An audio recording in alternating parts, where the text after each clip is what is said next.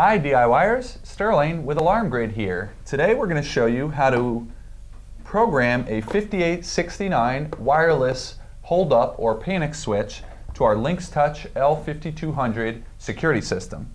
This 5869 is a larger device than you're used to when looking at the 5800 sensors. What it's designed for is to be mounted underneath a desk and basically behind a cash register or point of sale.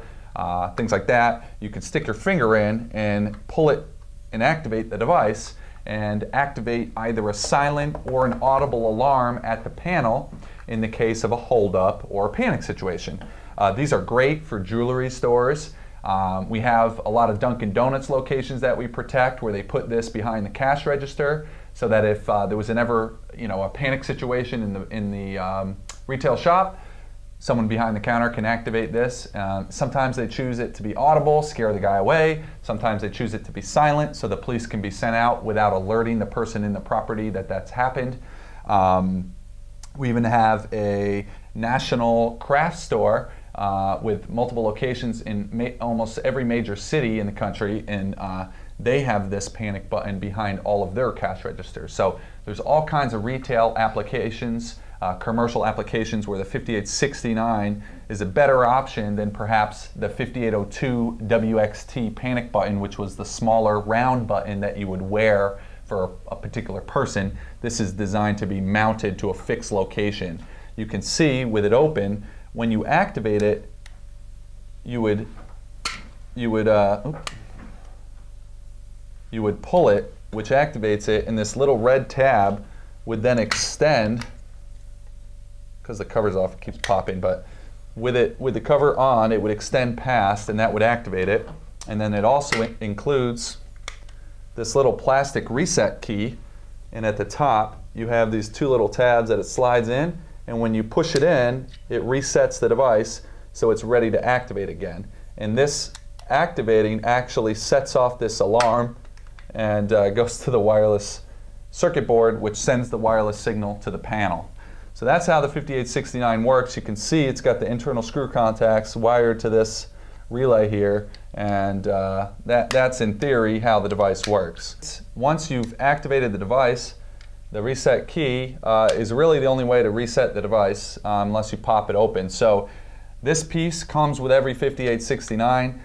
We actually do sell these individually on the site as well in case you lose them, but you'll notice there's a nice little circle here so you can put it on a keychain or hang it up somewhere behind the counter so that anytime you activate your device, you have an easy way to reset it. So now that we know how the 5869 works and the application where you would use it, let's show you how to program the device. Before we program, we have to give the device power, and we do that with a lithium CR123A battery, which is a very common battery. It's probably the most common battery for the Honeywell wireless sensors. Every device uses a different battery, so be careful that you're using the proper battery. You can see there's a little positive indicator on the right, so that tells you how to align your battery to power the unit. Now that the battery's installed, we can learn this device into the system. You would of course want to close it up, and there's screw holes here, and then there's also bigger. Actually, these two screw holes are longer, and you get nice long screws with it to mount this to wherever you want to put it, under the desk or to the wall. And then these two smaller screws, which you also get, keep the cover closed. So there's a little bit of an installation that you got to be careful with on this device, but it's not too bad. Now, assuming that we've got it all closed up properly, to enroll it, we need the serial number. We have it displayed on the barcode sticker here, 0647290. We also have it on the back side, 0647290. As with any Honeywell wireless sensor, you know you're looking at the serial number because it has this leading A for alpha. So now let's program it. Security, More, and Tools gets you to the prompt asking for the installer code. By default, 4112 is the programmer code. And then we can jump into programming. If we go to zones, We hit the down arrow until we get to our next available zone. As you can see, we've programmed a lot of our sensors as we've shown you the various sensor programming videos. And if we want to do our next new one, we do zone 27 and click edit. Once we get to the edit screen, the first thing we want to do is learn in the serial number. So we've shown you before that you can activate the device 3 times to actually set it off or auto enroll it. With this device, that would actually require you to reset and activate the device. We did it once, we did it twice, we did it 3 times. So you're just sliding this piece up. Normally when it's installed, you're pushing your finger, and it keeps scaring me every time it pops. So this spring, you don't want this to pop out, but basically you chunk it down with your finger, and then you use the reset key to reset the device. And doing that 3 times, learned in the proper serial number, ensures that our device is operational and effectively learns in the proper loop number in the top right. So that is the best way to enroll it. You also can key it in, as long as you understand the loop number, and then make sure you test your device. That's also a great way to do it. I prefer the auto enroll just because it kills 2 birds with 1 stone. So now we do device type. And you can select here, none of these options look applicable.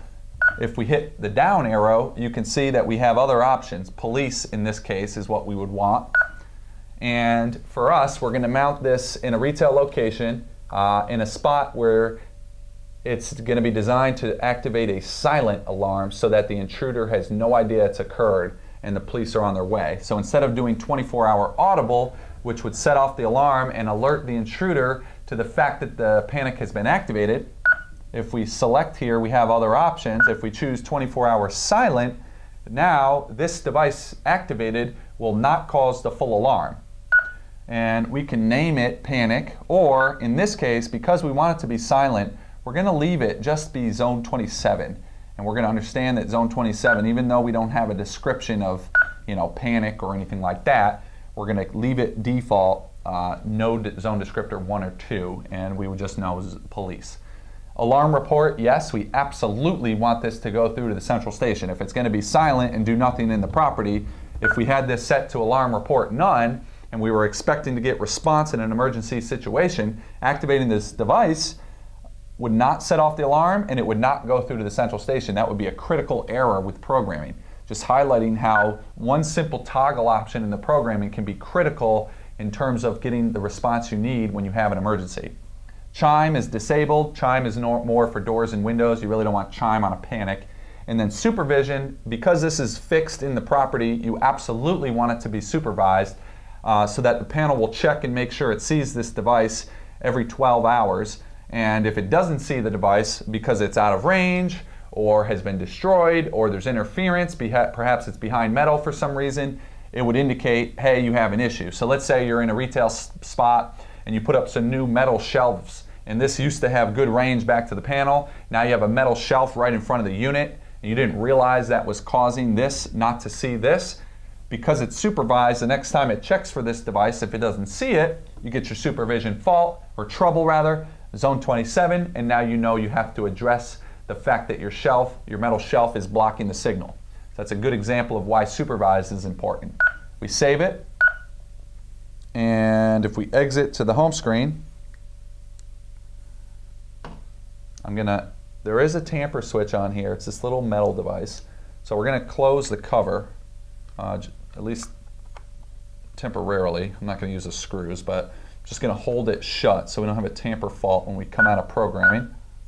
And with it closed nice and tight, I'm going to show you how this device works. So we pull down on this switch. Let's say it's underneath our desk. We would activate it.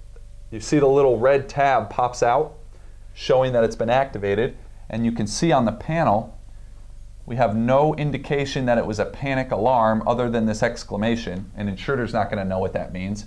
There's no alarm, and therefore we have accurately set off a silent panic alarm, and the central station knows to send the police immediately.